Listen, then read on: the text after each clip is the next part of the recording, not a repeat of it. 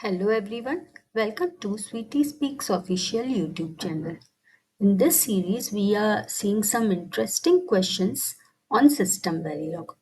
Today, we are going to see one very interesting question in which a lot of people make mistakes because it seems that byte and logic 7 down to 0 may be interchangeable, but they are not.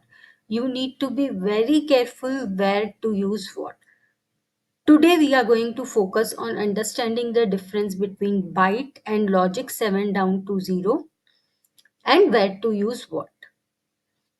First point on which we are going to distinguish them is the number of states they can have. Byte can have only two states and logic can have four states. Logic is a four-state variable. This logic variable was not there in Verilog, it was introduced in System Verilog.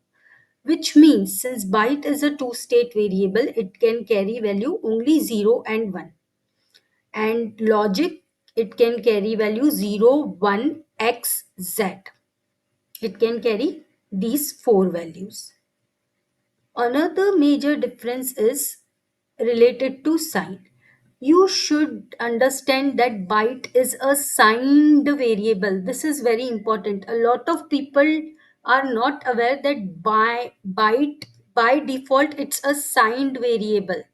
It's not unsigned, it's a signed variable. Please remember this. Byte is a signed variable in System Verilog, and logic is not a signed variable, which means byte can carry value 1 minus 128 to 127. It carries the negative values also, minus 128 to 127 by default.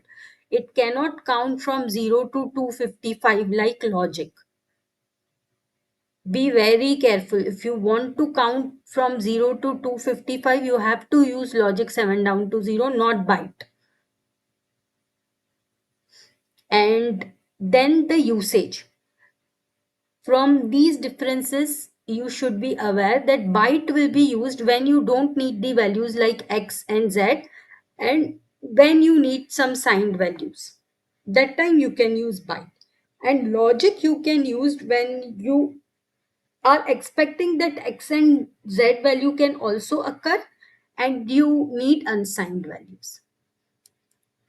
Be very careful. A lot of people make mistake in this. Once you understand the difference, like I said, the major confusion is people think that byte is unsigned. No, byte is signed. Please remember this. And once you understand these concepts properly, you will not make any such mistakes.